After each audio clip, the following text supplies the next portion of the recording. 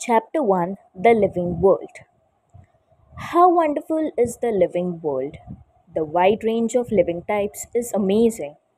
The extraordinary habitats in which we find living organisms, be it cold mountains, deciduous forests, oceans, freshwater lakes, deserts, or hot springs, leave us speechless.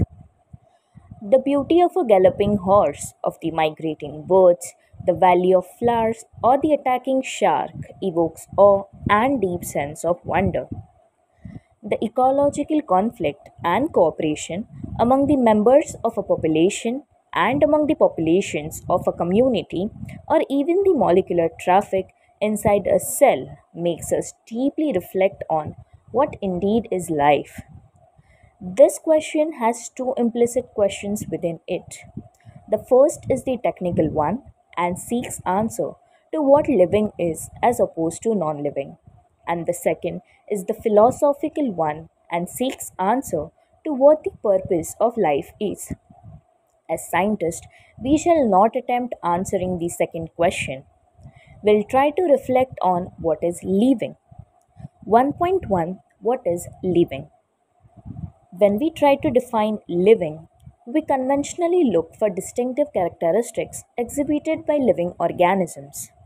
Growth, reproduction, ability to sense environment, and mount a suitable response come to our mind immediately as the unique features of living organisms. One can add a few more features like metabolism, ability to self replicate, self organize, interact, and emergence to this list. Let us try to understand each of these. All living organisms grow. Increase in mass and increase in number of individuals are twin characteristics of growth. A multicellular organism grows by cell division. In plants, this growth by cell division occurs continuously throughout their lifespan. In animals, this growth is seen only up to a certain age. However, cell division occurs in certain tissues to replace the lost cells. Unicellular organisms grow by cell division. One can easily observe this in vitro cultures by simply counting the number of cells under the microscope. In majority of higher animals and plants, growth and reproduction are mutually exclusive events. One must remember that increase in body mass is considered as growth. Non-living objects also grow if we consider increase in body mass as the criterion for growth. Mountains, boulders, and sand mounds do grow. However, this kind of growth exhibited by non living objects is by accumulation of material on the surface. In living organisms, growth is from inside. Growth, therefore, cannot be taken as the defining property of living organisms. Conditions under which it can be observed in all living organisms have to be explained, and then we understand that it is a characteristic of living systems. A dead organism does not grow. Reproduction, likewise, is the characteristic of living organisms. In multicellular organisms, reproduction refers to the production of progeny possessing features more or less similar to those of the parents. Invariably and implicitly, we refer to sexual reproduction. Organisms reproduce by asexual means also. Fungi multiply and spread easily due to the millions of asexual spores they produce. In lower organisms like yeast and hydra, we observe budding. In planaria, flatworms, we observe true regeneration. That is, a fragmented organism regenerates the lost part of its body and becomes a new organism. The fungi, the filamentous algae, the protonema of mosses all easily multiply by fragmentation. When it comes to unicellular organisms like bacteria, unicellular algae, or amoeba, reproduction is synonymous with growth, that is, increase in number of cells. We have already defined growth as equivalent to increase in cell number or mass. Hence, we notice that in single celled organisms, we are not very clear about the usage of these two terms, that is, growth and reproduction. Further, there are many organisms which do not reproduce, like mules, sterile worker bees, infertile human couples, etc. Hence, reproduction also cannot be an all inclusive defining characteristic of living organisms. Of course, no non living object is capable of reproducing or replicating by itself. Another characteristic of life is metabolism. All living organisms are made up of chemicals. These chemicals, small and big, belonging to various classes, sizes, functions, etc., are constantly being made and changed into some other biomolecules. These conversions are chemical reactions or metabolic reactions. There are thousands of metabolic reactions occurring simultaneously, all inside the living organisms, be they unicellular or multicellular. All plants, animals, fungi, and microbes exhibit metabolism. The sum total of all the chemical reactions occurring in a body is called as metabolism. No non living object exhibits metabolism. Metabolic reactions can be demonstrated outside the body in a cell free systems. An isolated metabolic reaction or reactions outside the body of an organism performed in a test tube is neither living nor non living. Hence, while metabolism is a defining feature of all living organisms, without exception, isolated metabolic reactions in vitro are not living things but surely living reactions. Hence, cellular organization of the body is the defining feature of living forms.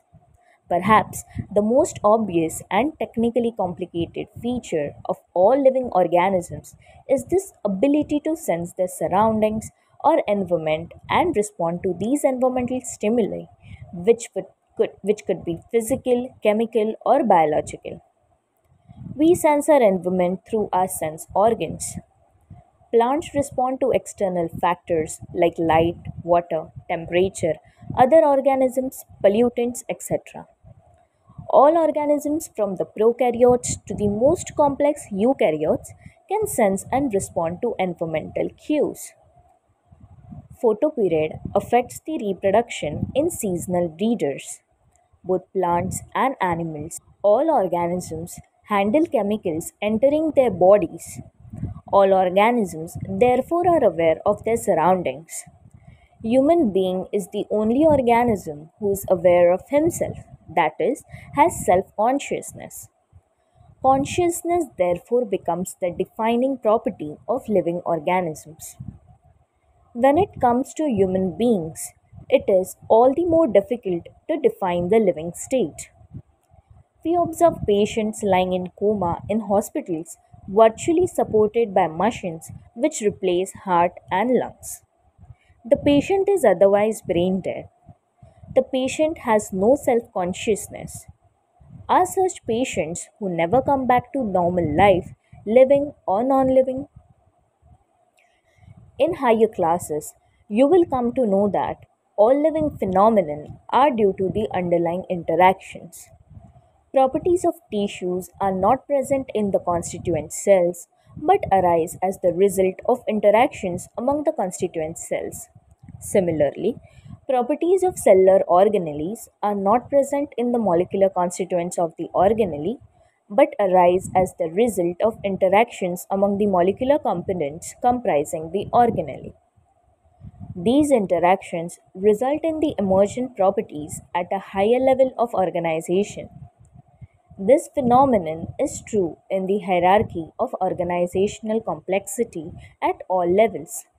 Therefore, we can say that living organisms are self replicating, evolving, and self regulating interactive systems capable of responding to external stimuli.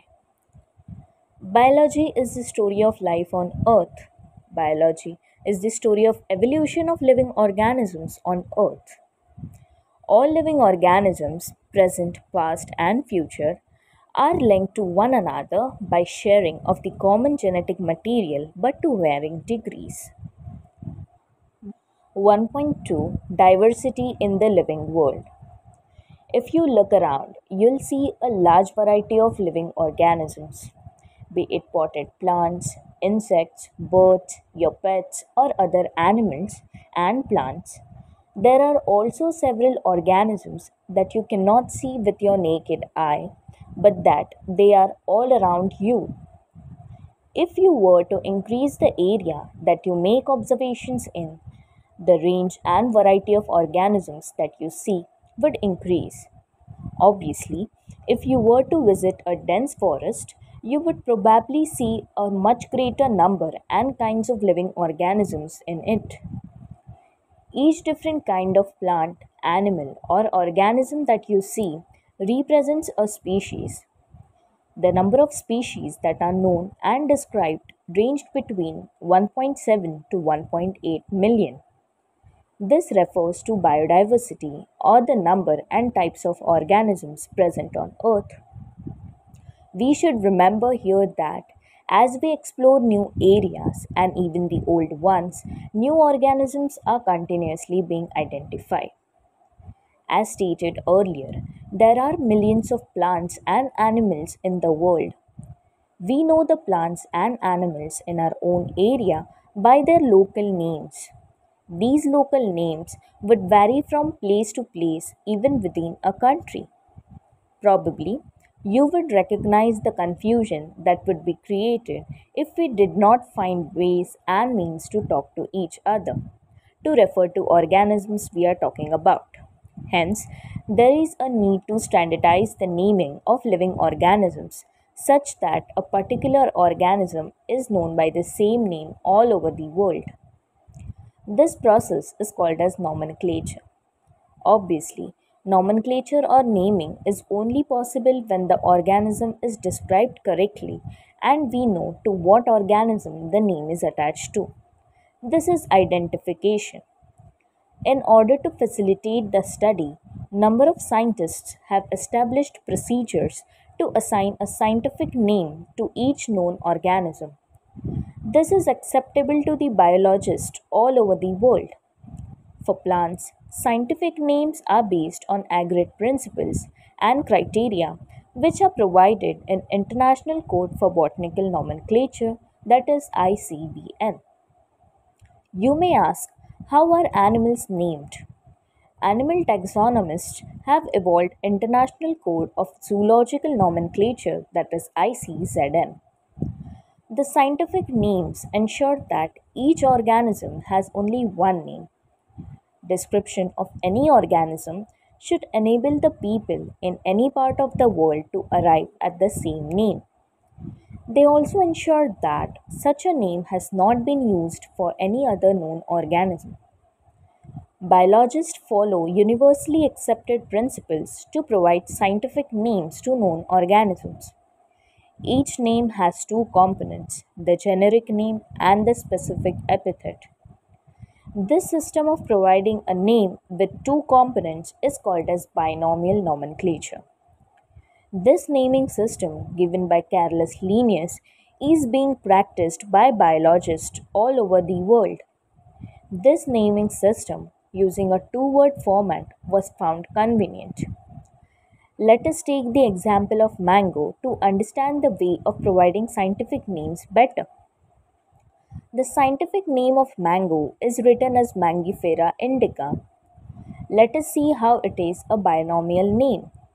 In this name, Mangifera represents the genus, while indica is the particular species or a specific epithet. Other universal rules of nomenclature are as follows. First, biological names are generally in Latin and written in italics. They are Latinized or derived from Latin irrespective of their origin. Second, the first word in a biological name represents the genus, while the second component denotes the specific epithet. Third, Both the words in a biological name, when handwritten, are separately underlined or printed in italics to indicate their Latin origin.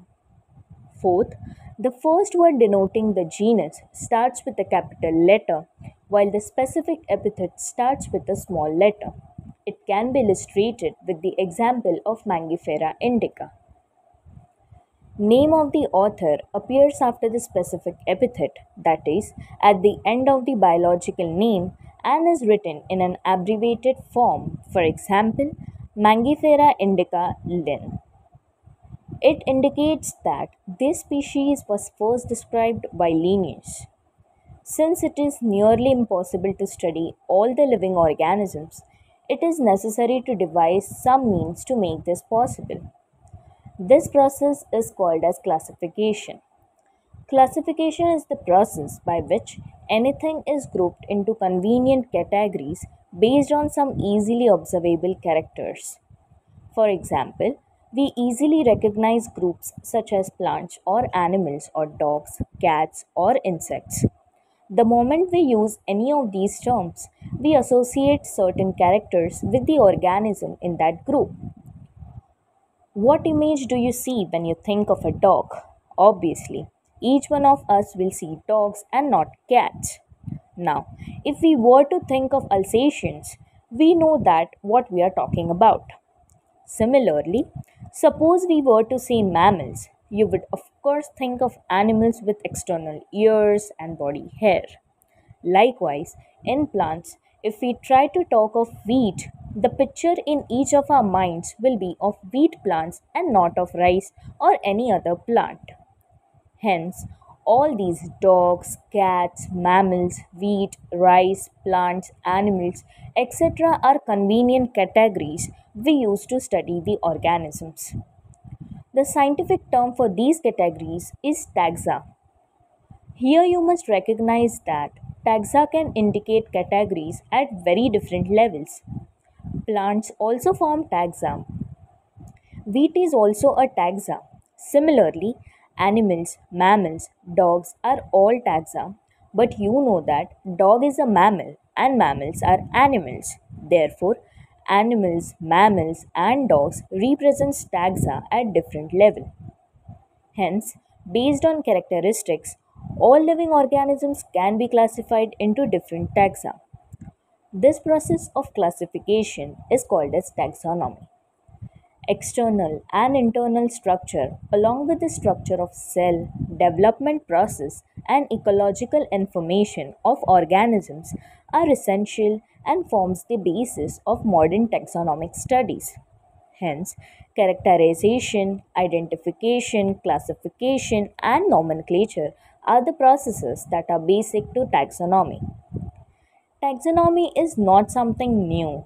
Human beings have always been interested in knowing more and more about the various kinds of organisms, particularly with reference to their own use. In early days, human beings needed to find sources for their basic needs of food, clothing, and shelter. Hence, the earliest classifications were based on the uses of various organisms. Human beings were since long not only interested in knowing more about different kinds of organisms and their diversities, but also their relationships among them. This branch of study was referred to as systematics. The word systematics is derived from the Latin word systema, which means systematic arrangement of organisms. Linnaeus used Systema Naturae as the title of his publication. The scope of systematics was later enlarged to include identification, nomenclature, and classification. Systematics takes into account evolutionary relationships between the organisms.